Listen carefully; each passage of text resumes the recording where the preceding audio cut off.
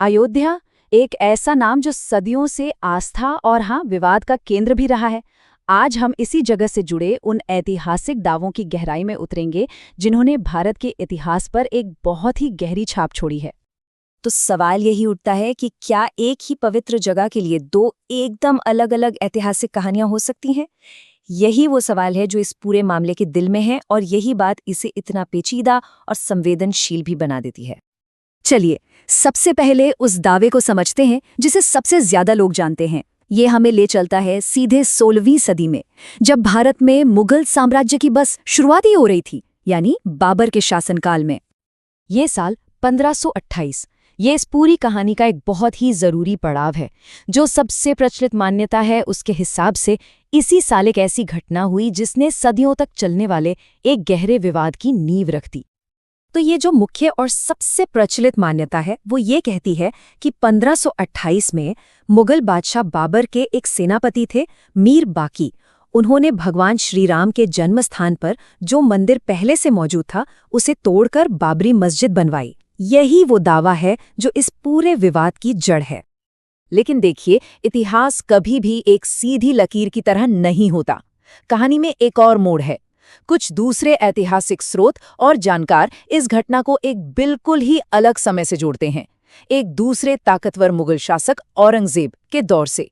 तो आइए इस दूसरे दावे पर भी एक नजर डालते हैं। अब यहाँ जो बात सच में बहुत दिलचस्प है वो है इन दोनों दावों के बीच का जबरदस्त टाइम गैप।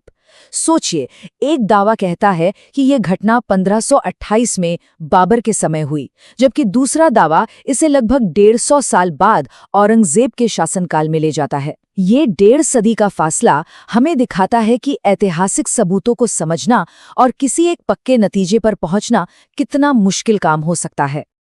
सदियों तक ये विवाद सिर्फ मान्यताओं और अदालती बहसों में ही चलता रहा, लेकिन फिर आया साल 1992। इस साल ने इस ऐतिहासिक विवाद को एक ऐसे मोड़ पर लाकर खड़ा कर दिया जहां से सब कुछ बदल गया। ये एक बहुत ही निर्णायक पल था। 6 दिसंबर 1992। ये तारीख इस विवाद के आधुनिक इतिहास में हमेशा के लिए दर्ज हो गई। इस दिन जो हुआ उसने न सिर्फ जमीनी हकीकत बदली, बल्कि देश की राजनीति और समाज पर भी एक ऐसा असर डाला जो आज तक महसूस किया जाता है। तो इस दिन असल में 2 बड़ी घटनाएं हुईं। पहली, कार सेवकों यानी कार्यकर्ताओं की एक बहुत बड़ी भीड़ ने उस विवादित ढांचे को गिरा दिया, और दूसरी, ठीक उसी जगह पर फौरन एक अस्थायी मंदिर बनाकर पूजा पाठ शुरू कर दिया गया।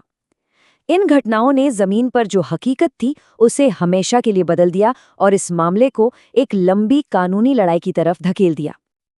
और ये टाइमलाइन इस पूरे विवाद के लंबे सफर को बिल्कुल साफ दिखाती है।